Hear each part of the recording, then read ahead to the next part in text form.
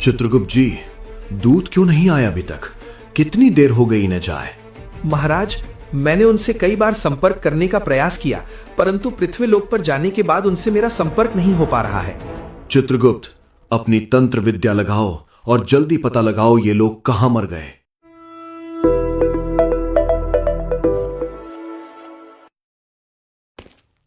इतने में दरवाजे से यमदूत एक आत्मा को लेकर प्रवेश करते हैं। महाराज को प्रणाम। देरी के लिए माफी चाहता हूं महाराज। आओ यमदूत आओ।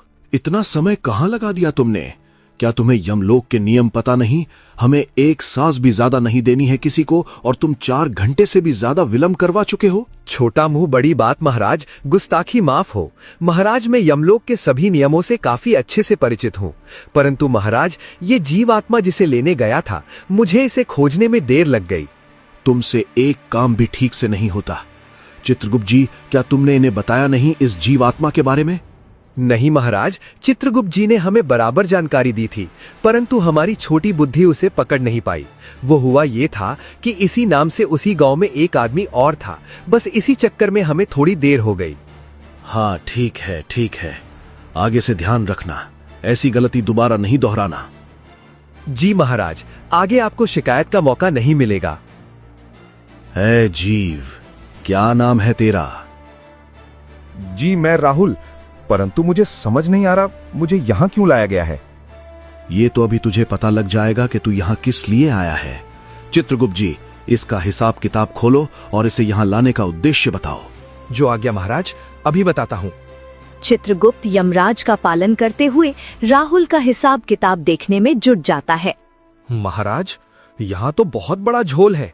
इसके अकाउंट ने तो रिकॉर्ड तोड़ रखा है, और पता नहीं कितने गरीबों को उसने लूटा है। इसने अपने पद का गलत इस्तेमाल किया है और लोगों का हक छीना है।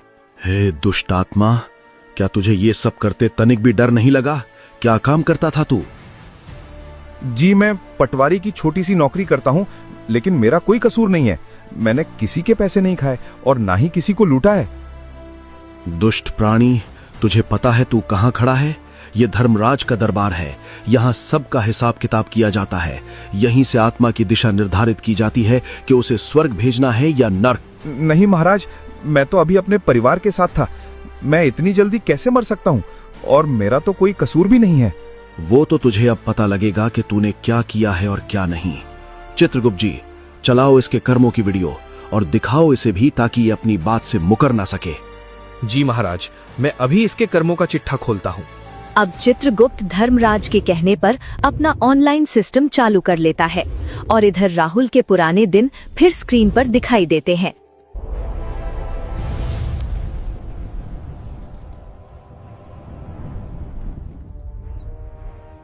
चलो, आज तो अच्छा काम चल गया। अब घर जाकर इन पैसों से बच्चों के लिए खिलौने और सीमा के लिए मिठाई ले जाऊंगा। अरे पटवारी साहब, नमस्कार। हाँ नमस्ते भाई, आओ बताओ क्या हुआ? चिंता में लग रहे हो, बताओ क्या बात हो गई? कुछ नहीं साहब, बस कुछ दिन बाद बेटी का विवाह है, उसी विषय में आपसे थोड़ी चर्चा करने आया था। हाँ हाँ, बेझिझक बताओ क्या बात है। इसमें डरने वाली कौन सी बात है? वो दरअसल मैं सोच रहा था कि जो थोड़ी बहुत जमीन मेरे पास बची है, उसे बेचकर मैं अपनी बेटी की शादी में पैसे लगा देता हूँ। संतोष जी, बेटी की शादी होने के बाद वो तो अपने ससुराल चली जाएगी, परंतु आप अपना पेट कैसे भरोगे? देखो, मुझे कोई आपत्ति नहीं है, मैं तो तुम्हारी जमीन आज बिकवाने को तैयार हूं, पर बाद में मत कहना कि सेठ जी आपने बताया नहीं। देखो संतोष, तुम मेरे अपने हो, इसीलिए एक अंदर की बात बता रहा हूं। किसी तीसरे को भनक भी नहीं लगनी चाहिए। क्या बात है पटवारी साहब, सब ठीक तो है ना? मुझे डर लग रहा है। कुछ ठीक नहीं है। ऊपर से गुप्त खबर आई है कि सरकार तुम्हारी उस जमीन के पास से हाईवे निकालने वाली है। अगले महीने सरकारी नोटिस आ जाएगा और तुम्हारी उपजाऊ जमीन कौड़ियों के भाव में सरकार ले लेगी। फिर कोर्ट के चक्कर काटते रहना, न बेटी की शादी होगी न हाथ में पैसा आएगा। हे भगवान, तो अब मैं क्या करूं साहब? मैं तो बर्बाद हो जाऊंगा। बेटी की डोली कैसे उठेगी? घबराओ मत, जब तक तुम्हारा ये भाई पटवारी की कुर्सी पर है, तुम्हारा अहित नहीं होने देगा। कोई रास्ता निकालिए मालिक। एक रास्ता है, मेरा एक जानकार सेठ है शहर में, उसे मैं समझा बुझा कर तुम्हारी जमीन आज ही बिकवा सकता हूँ। हाँ, बाजार भाव से दाम थोड़ा कम मिलेगा क्योंकि खतरा बड़ा है, लेकिन पैसा तुरंत नकद तुम्हारे हाथ में होगा। मुसीबत हमेशा के लिए टल जाएगी। बोलो क्या कहते हो? आप भगवान हैं साहब, जैसा आपको ठीक लगे वही कीजिए। मुझे बस मेरी बेटी के ब्याह के लिए पैसे चाहिए। बस तो फिर शुभ काम में देरी कैसी, यहाँ नीचे अपना अंगूठा लगा दो, बाकी सब तुम्हारा ये राहुल भाई संभाल लेगा। पटवारी की मीठी बातों में आकर संतोष ने अपनी पुश्तैनी जमीन कौड़ियों के दाम उस सेठ को बेच दी। उसे लगा कि पटवारी ने उसे बर्बाद होने से बचा लिया, लेकिन उसे खबर ही नहीं थी कि उसकी लाचारी का सौदा हो चुका है। अब थका हारा संतोष अपने घर पहुंच जाता है। बाबूजी, पानी। आप बहुत थके हुए लग रहे हैं। बस आज दौड़ भाग थोड़ी ज्यादा हो गई। तुम जाओ अंदर जाकर अपना काम। क्या हुआ जी? आप पटवारी साहब से मिलने गए थे, क्या बात हुई? जमीन का कुछ हुआ क्या? हाँ कमला, भगवान का शुक्र मनाओ कि आज मैं समय पर पटवारी साहब के पास चला गया, वरना तो हम कहीं के नहीं रहते। मतलब ऐसा क्या हो गया? अरे राहुल साहब ने बताया कि सरकार हमारी जमीन के पास से हाईवे निकालने वाली है। अगर आज सौदा पक्का नहीं करते तो सरकार सब जब्त कर लेती और हमें फूटी कौड़ी नहीं मिलती। हे राम, तो क्या हमने जमीन बेच दी? हाँ, बेच दी। राहुल साहब ने अपने एक जानकार सेठ से बात करके सौदा करवा दिया। पर दाम क्या मिला? बेटी के ब्याह के लिए जेवर और बाकी खर्च का इंतजाम हो जाएगा ना? देखो कमला, दाम तो बाजार से काफी कम मिला है, पर पटवारी साहब ने कहा कि डूबते को तिनके का सहारा ही काफी है। कम से कम इतने पैसे तो मिल जाएंगे कि सुमन की शादी इज्जत से हो जाए। चलिए, जो भी हुआ ठीक ही हुआ होगा। कम से कम बेटी के हाथ पीले हो जाएंगे, हमारे लिए यही बहुत है। पटवारी साहब सच में देवता आदमी है, जिन्होंने इस मुसीबत में हमारी मदद की।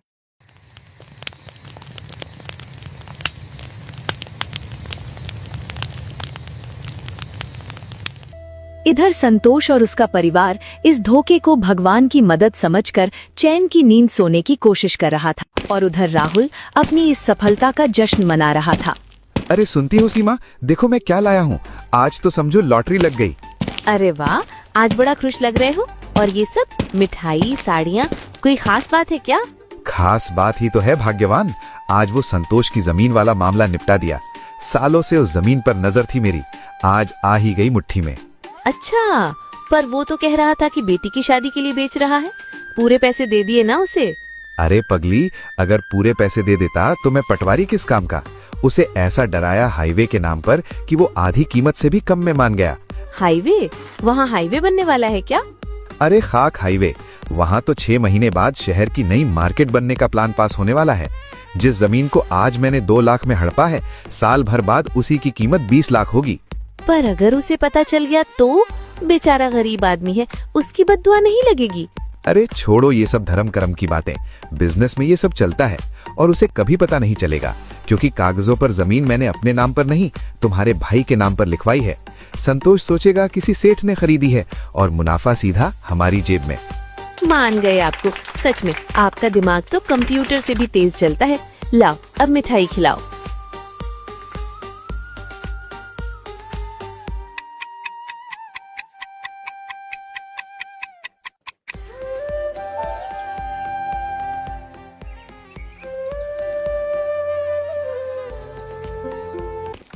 अगली सुबह राहुल अपने ऑफिस पहुंचा। कल की ठगी की सफलता उसके सर चढ़कर बोल रही थी। उसे लगा कि अब वो कुछ भी कर सकता है और कोई उसे रोकने वाला नहीं है। क्या मैं अंदर आ सकता हूँ पटवारी साहब? आ जाओ, बोलो क्या काम है। आज बहुत बिजी हूँ मैं, जल्दी बताओ। साहब, वो मेरे खेत के बंटवारे वाली फाइल का क्या हुआ? आपने कहा था कि तहसीलदार साहब के साइन हो जाएंगे तो नकल मिल जाएगी। आज पूरे 2 महीने हो गए साहब, मैं रोज चक्कर काट रहा हूँ। अरे भाई महेश, तुम लोग समझते क्यों नहीं? सरकारी काम है, कोई मैगी थोड़ी है जो 2 मिनट में बन जाएगी। पर साहब, मेरे पड़ोसी का काम तो आपने कल ही करवा दिया, मेरा ही क्यों अटका है? मुझे बैंक से लोन लेना है, अगर ये कागज नहीं मिले तो मेरी फसल का लोन पास नहीं होगा। देखो बहस मत करो, तुम्हारे पड़ोसी के कागज पूरे थे, तुम्हारी फाइल में बहुत पेच है। अभी बड़े साहब छुट्टी पर हैं, फिर सर्वर डाउन है और पुरानी फाइलों का रिकॉर्ड मिल नहीं रहा। इसमें अभी और 3-4 महीने लगेंगे। वैसे एक रास्ता है, अगर तुम चाहो तो मैं पर्सनल रिक्वेस्ट करके फाइल को अर्जेंट में डलवा सकता हूँ, लेकिन उसमें थोड़ी मेहनत और चाय पानी का खर्चा लगेगा। साहब, लोगों की मुट्ठी गर्म करनी पड़ती है, तुम तो जानते ही हो। साहब, मैं गरीब किसान हूँ, ज्यादा तो नहीं दे पाऊंगा।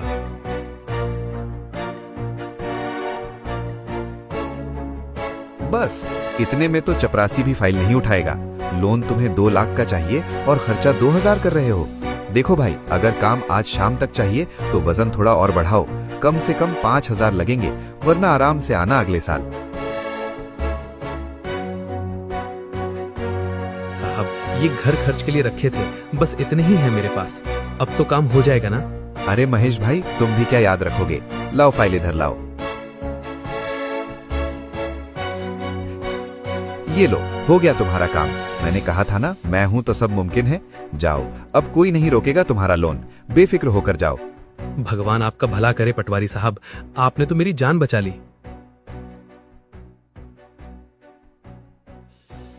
दुनिया कितनी भोली है और मैं कितना समझदार। आज दिन बन गया आज तो।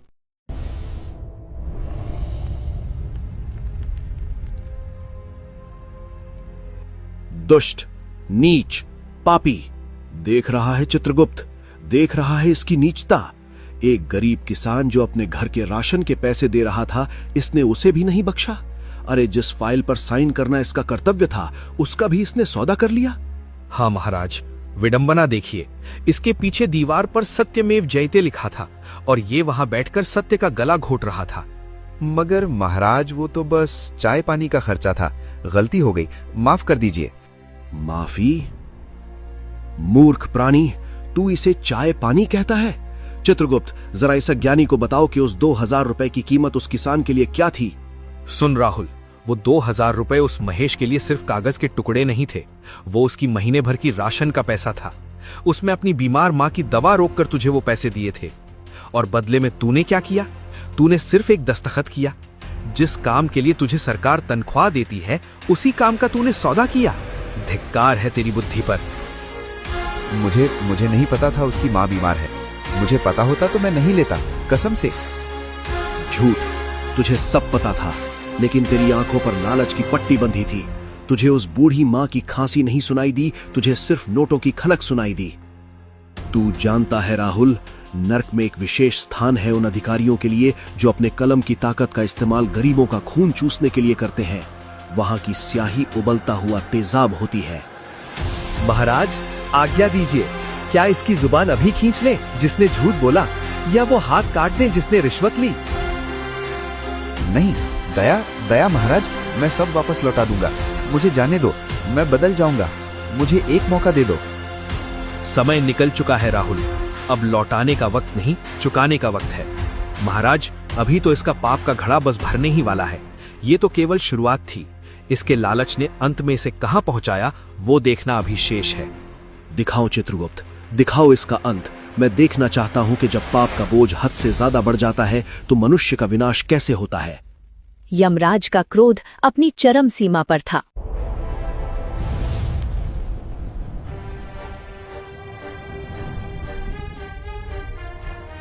लेकिन पाप जब घर की दहलीज पार कर जाता है तो शर्म भी खत्म हो जाती है। राहुल ने जिस सेठ के नाम पर जमीन खरीदी थी, वो कोई और नहीं बल्कि उसका अपना साला विक्की था। और अब ये तिकड़ी अपने पाप की जीत का जश्न मना रही थी। अरे जीजा जी, मान गए आपको। क्या गेम घुमाया है आपने। कसम से, जब वो संतोष मेरे पैर छू रहा था ना, तो मेरी हंसी छूटने वाली थी। वो सोच रहा था कि मैं कोई बड़ा सेठ हूँ जो उसकी मदद कर रहा हूँ। उसे क्या पता कि असली खिलाड़ी तो मेरे जीजा जी हैं। अबे विक्की, इसे कहते हैं मास्टरमाइंड। अगर मैं सीधे अपने नाम पर जमीन लेता तो गांव में हल्ला हो जाता कि पटवारी ने जमीन हड़प ली। तेरे नाम पर ली तो सांप भी मर गया और लाठी भी नहीं टूटी। अब वो जमीन सरकारी रिकॉर्ड में तेरे नाम है, पर असली मालिक कौन है? अपुन। विक्की, तेरे जीजा जी का दिमाग तो कंप्यूटर है, कंप्यूटर। पूरे गांव को नचा रखा है उंगलियों पर। वो तो ठीक है दीदी, पर जीजा जी, अब तो आप मौज करोगे। उस जमीन के बगल से जब नया मार्केट निकलेगा तो रातों रात रेट आसमान छुएंगे। पर इस गरीब साले का भी तो ख्याल रखना। मेरा भी तो कुछ हिस्सा बनता है ना। रिस्क तो मैंने भी लिया है, साइन मेरे हैं। अरे साले साहब, तुम फिक्र क्यों करते हो? तुम तो घर के आदमी हो। जैसे ही वो जमीन आगे किसी बिल्डर को बेचेंगे तुम्हें तुम्हारी दलाली मिल जाएगी। नहीं बुलेट चाहिए थी ना तुझे, बस समझ ले आ गई तेरी बुलेट। पक्का जीजा जी, अरे वाह, तब तो मजा आ गया। अच्छा सुनो, वो संतोष की पत्नी कमला कल मुझे मंदिर में मिली थी। बेचारी मेरा हाथ पकड़कर रो रही थी, कह रही थी बहन जी तुम्हारे पति तो साक्षात देवता है। मुझे तो इतनी जोर से हंसी आई कि मैं क्या बताऊं, बड़ी मुश्किल से कंट्रोल किया। देवता सही है सही है। जब तक ये भोले भाले बेवकूफ लोग जिंदा हैं, तब तक हम जैसों का धंधा कभी मंदा नहीं होगा। झूठ इतना मीठा था कि संतोष को कड़वा सच दिखाई ही नहीं दे रहा था। कुछ दिन बाद गांव में खबर आग की तरह फैल चुकी थी कि पटवारी ने संतोष को ठगा है, लेकिन संतोष का विश्वास किसी पहाड़ की तरह अडिग था। अरे संतोष भाई, जरा इधर तो आओ। सुना है तुमने अपनी पुश्तैनी जमीन उस विक्की सेठ को बेच दी? हाँ रामू भाई, पटवारी साहब की मेहरबानी की, वरना हाईवे में जमीन चली जाती तो मैं तो बर्बाद हो जाता। उन्होंने ऐन वक्त पर मदद कर दी। अरे भोले संतोष, पटवारी ने तुझे मदद नहीं की, तुझे चूना लगाया है। जिस विक्की को तू सेठ समझ रहा है, वो राहुल पटवारी का सगा साला है, और वहाँ कोई हाईवे नहीं बनने वाला। अगले हफ्ते से वहाँ विक्की मार्केट का काम शुरू हो रहा है। हाँ संतोष, हम सब ने शहर में नक्शा पास होते देखा है। राहुल ने तेरी मजबूरी का फायदा उठाकर करोड़ों की जमीन कौड़ियों में अपने घर के नाम करा ली। तू ठगा गया है भाई। नहीं नहीं काका, आप लोगों को कोई गलतफहमी हुई है। राहुल साहब ने तो खुद अपनी जेब से पैसे दिलवाए थे। वो देवता जैसे इंसान हैं। उन्होंने मंदिर में भी दान दिया है। वो मुझ जैसे गरीब के साथ ऐसा पाप क्यों करेंगे? अरे भाई, हम सच कह रहे हैं। वो विक्की शहर में सबको बता रहा है कि उसके जीजा ने बड़ा हाथ मारा है। तू जा और खुद देख ले अपनी आंखों से। देखो भाइयों, दुनिया में बुराई बहुत है, पर राहुल साहब ऐसे नहीं हैं। जब मुझे कोई रास्ता नहीं दिख रहा था, तब उन्होंने मुझे सहारा दिया। मैं उनके खिलाफ एक शब्द नहीं सुनूंगा। वो मेरे लिए भगवान का रूप है। पागल हैं ये लोग, अच्छे इंसान को भी बुरा कहते हैं। क्या हुआ जी, आप चाय की दुकान से आए तब से गुमसुम है? कुछ नहीं कमला, वो गांव वाले कह रहे थे कि राहुल साहब ने हमें धोखा दिया है। कह रहे थे कि जिस विक्की ने जमीन ली है वो पटवारी का साला है। साला? पर उन्होंने तो कहा था वो शहर का बड़ा व्यापारी है। अरे छोड़ो कमला, लोगों का काम है कहना। और अगर साला है भी तो क्या हुआ, कम से कम पैसे तो दिए ना। लोग जलते हैं पटवारी साहब की तरक्की से, इसलिए उन्हें बदनाम कर रहे हैं। हाँ, आप सही कह रहे हैं। राहुल साहब के बारे में कोई बुरा कैसे सोच सकता है? उन्होंने तो हमारी बेटी की डोली उठवाने का इंतजाम किया है। कहते हैं हराम की कमाई बीमारी और दवाई में ही निकलती है। संतोष का अटूट विश्वास शायद ईश्वर की अदालत में एक अर्जी बन गया था। कुछ दिन ही बीते थे कि राहुल के घर की खुशियों को किसी की नजर लग गई। जिस बेटे के लिए उसने पाप की दुनिया बसाई थी, मुसीबत उसी पर आन पड़ी। पापा, मुझे अच्छा नहीं लग रहा। क्या हुआ बेटा, गेम पसंद नहीं आया? कल दूसरा ले आऊंगा। नहीं पापा, सिर घूम रहा है। और चिंटू, अरे सुनिए, जल्दी देखिए इसे क्या हो गया। इसका शरीर तो आग की तरह तप रहा है। राहुल तुरंत उसे अस्पताल में ले जाता है। शहर के सबसे महंगे अस्पताल, बड़े से बड़े डॉक्टर, लेकिन चिंटू की हालत बिगड़ती ही जा रही थी। राहुल ने पानी की तरह पैसा बहाया, लेकिन सुकून का एक पल नहीं खरीद पाया। डॉक्टर साहब, 10 लाख जमा करवा दिए मैंने, और 5 लाख चाहिए तो अभी ले लो। मेरी गाड़ी बेच दो, पर मेरे बेटे को ठीक कर दो। उसे होश क्यों नहीं आ रहा? मिस्टर राहुल, पैसे की बात नहीं है। हमने सारे टेस्ट कर लिए, MRI, CT scan, blood test. Reports में सब कुछ नॉर्मल है। नॉर्मल है तो वो उठ क्यों नहीं रहा? उसे हुआ क्या है? मेडिकल साइंस में इसे अनडायग्नोज्ड फीवर कहते हैं। उसका शरीर अंदर ही अंदर कमजोर होता जा रहा है। दवाइयां असर नहीं कर रही। सच कहूं तो अब ये केस हमारे हाथ से निकलता जा रहा है। अब आप बस दुआ कीजिए। दुआ? पैसा नहीं बचा पाएगा। मेरा इतना रुतबा, मेरी इतनी पहचान, सब बेकार है। माफ कीजिएगा, हम कोशिश कर रहे हैं। ये हो क्या रहा है? कल तक सब ठीक था, अचानक ये तूफान कहां से आ गया? कहां कमी रह गई? मैंने तो सबसे अच्छे डॉक्टर को दिखाया, फिर भी। धन दौलत, सिफारिश और रुतबा, राहुल ने अपने बेटे को बचाने के लिए सब कुछ झोंक दिया था। लेकिन जब लड़ाई कर्मों से हो तो दुनिया की हर दवाई बेअसर हो जाती है। थक हार कर राहुल ने अपने बचपन के दोस्त और शहर के सबसे बड़े डॉक्टर समीर को फोन लगाया। देख समीर, तू मेरा दोस्त है तो मुझसे झूठ मत बोल। यहाँ के डॉक्टर कह रहे हैं कि उन्हें बीमारी समझ नहीं आ रही। भाई तू बता क्या करूं मैं? तुझे जितना पैसा चाहिए ले ले। विदेश भेजना है तो बता, मैं चार्टर्ड प्लेन कर लूंगा। बस चिंटू को खड़ा कर दे यार। राहुल, मैंने उसकी सारी रिपोर्ट्स देखी हैं। बतौर डॉक्टर और बतौर दोस्त मैं तुझे धोखे में नहीं रखूंगा। क्या मतलब? ये कोई आम इन्फेक्शन नहीं है राहुल। उसके शरीर के व्हाइट ब्लड सेल्स अपने आप खत्म हो रहे हैं। मेडिकल साइंस में कभी कभी ऐसे केस आते हैं जहां हमारे हाथ बन जाते हैं। सच कहूं तो भाई, अब ये केस डॉक्टर्स के हाथ से निकल चुका है। अब इसे सिर्फ ऊपर वाला ही बचा सकता है। अब दवा नहीं, दुआ कर। डॉक्टर ने क्या कहा? वो कह रहा है भगवान ही बचा सकता है। भगवान? राहुल, हम किस मुंह से भगवान से दुआ मांगे? ये कैसी बातें कर रही हो सीमा? तुम्हें याद नहीं हमने क्या किया? वो संतोष, वो गरीब किसान, वो हमारे पैरों में गिरकर रोया था। चुप रहो सीमा, उसका इससे क्या लेना देना। मैं इलाज करवा तो रहा हूँ, लाखों खर्च कर दिए मैंने। तो असर क्यों नहीं हो रहा? बताओ मुझे। पैसा पानी की तरह बहा दिया, फिर भी हमारा बच्चा मौत के मुंह में क्यों है? राहुल, कहीं ऐसा तो नहीं कि हमारे पापों की सजा हमारे मासूम बच्चे को मिल रही है? वो जो हराम का पैसा, वो रिश्वत, वो लोगों की हाय, कहीं वो सब मिलकर मेरे चिंटू को निगल रहे हैं? नहीं नहीं, ऐसा नहीं होता। ये सब अंधविश्वास है। मेरा बेटा ठीक हो जाएगा। हमने बहुत बड़ा पाप किया है राहुल, बहुत बड़ा पाप। भगवान हमें माफ नहीं करेगा। पत्नी के उन शब्दों ने राहुल के दिमाग में तूफान खड़ा कर दिया। उसका दिमाग अब अतीत के उन पन्नों को पलटने लगा जिन्हें वो फाड़कर फेंक चुका था। क्या सच में? क्या मैंने अपने बेटे को मार दिया? क्या वो नोट जहर थे? मैंने क्या किया? मैंने क्यों नहीं सुनी उनकी पुकार?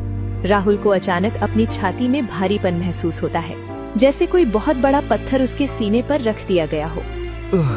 सांस नहीं आ रही।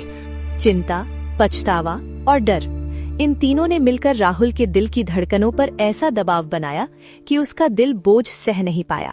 कोई चीख नहीं, कोई चिल्लाना नहीं, बस एक खामोश अंत।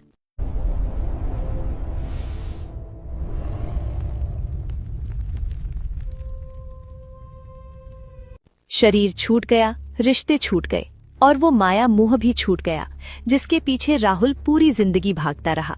एक झटके में वो अस्पताल के एसी रूम से सीधा ब्रह्मांड के सबसे खौफनाक दरबार में पहुंच गया, यमलोक, जहां वकीलों की दलीलें नहीं बल्कि कर्मों की गवाही चलती है। धर्मराज, मतलब मैं मर चुका हूँ? नहीं महाराज, ये नहीं हो सकता। मेरे पास बहुत पैसा है, मैं आपको मुंह मांगी कीमत दूंगा। मुझे बस एक बार वापस भेज दो। मेरा बेटा बीमार है।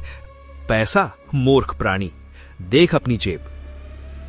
जिस धन पर तुझे इतना अभिमान था वो तो तेरे कफन के साथ भी नहीं आया। यहाँ रिश्वत नहीं, पुण्य चलते हैं और तेरे खाते में पुण्य का बैलेंस 0 है। मैंने किया ही क्या है? मैंने तो बस अपने परिवार के लिए कमाया। क्या एक पिता का अपने बच्चे के लिए पैसा कमाना पाप है? परिवार का पेट भरने के लिए कमाना पाप नहीं है, लेकिन दूसरों के पेट पर लात मारकर अपनी तिजोरी भरना महापाप है। हाय, मैं कितना बड़ा अभागा हूँ। मैं ही अपने बच्चे का काल था। मुझे माफ कर दो महाराज। मुझे कोई भी सजा दे दो, मैं भुगतने को तैयार हूँ। बस मेरे परिवार को बख्श दो। चित्रगुप्त, इस आत्मा के अपराध अक्षम्य है। इसने विश्वासघात किया, इसने अपने पद का दुरुपयोग किया, इसने गरीबों की आह ली, इसलिए इसे रौरव नर्क में भेजा जाए। चूंकि इसने जीवन भर दूसरों को जलाया है, इसलिए इसे तब तक खौलते हुए तेल में रखा जाए जब तक इसकी आत्मा पवित्र ना हो जाए। नहीं, दया महाराज। ले जाओ इसे। अपनी कमाई साफ रखना दुनिया वालों, कफन में जेब नहीं होती। यमलोक के अंधेरे में राहुल की चीखें खो गईं, लेकिन उसका अंजाम दुनिया के हर उस इंसान के लिए एक सबक बन गया जो सोचता है कि उसकी बेईमानी का हिसाब कभी नहीं होगा।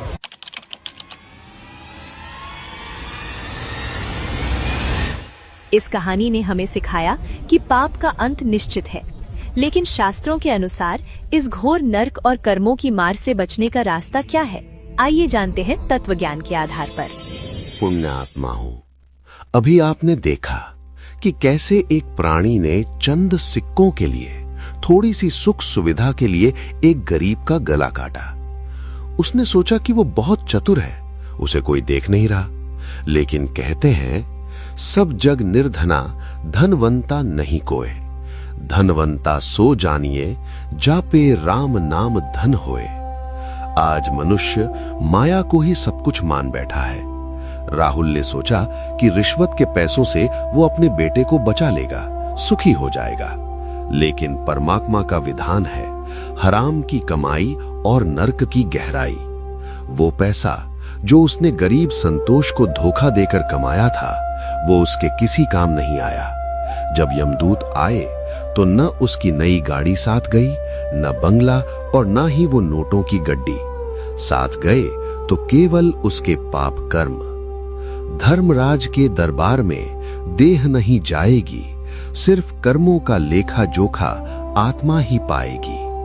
विचार करो पुण्यात्माओं, जब राहुल अस्पताल में तड़प रहा था तो डॉक्टर यानी विज्ञान ने भी हाथ खड़े कर दिए थे। उस समय सिर्फ परमात्मा की शक्ति ही काम आ सकती थी। लेकिन राहुल के पास सत भक्ति की पूंजी नहीं थी, उसका आध्यात्मिक खाता खाली था। अगर राहुल ने समय रहते पूर्ण संत की शरण ली होती और शास्त्र अनुकूल साधना की होती तो उसके ये पाप कर्म कट सकते थे।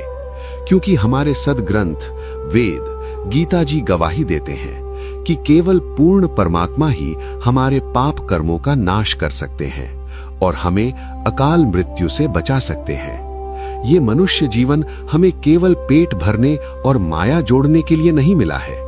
यह जीवन उस परमात्मा को पहचानने और अपने असली घर सतलोक वापस जाने के लिए मिला है, जहां जाने के बाद न जन्म होता है, न मृत्यु और न ही राहुल जैसी दुर्दशा। इसलिए इस काल के जाल को समझे, रिश्वत, चोरी और बेईमानी से बचे।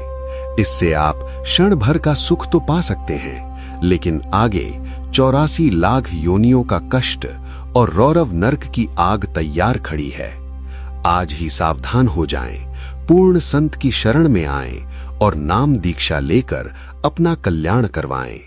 सत साहिब। शास्त्रों के अनुसार मनुष्य के पाप कर्मों का नाश केवल कौन कर सकता है? ए, बहुत सारा दान पुण्य करने वाला व्यक्ति। बी, शहर का सबसे बड़ा डॉक्टर। सी, पूर्ण संत की शरण में जाने पर पूर्ण परमात्मा। डी, खुद यमराज। अपना सही जवाब हमें कमेंट बॉक्स में भेजें।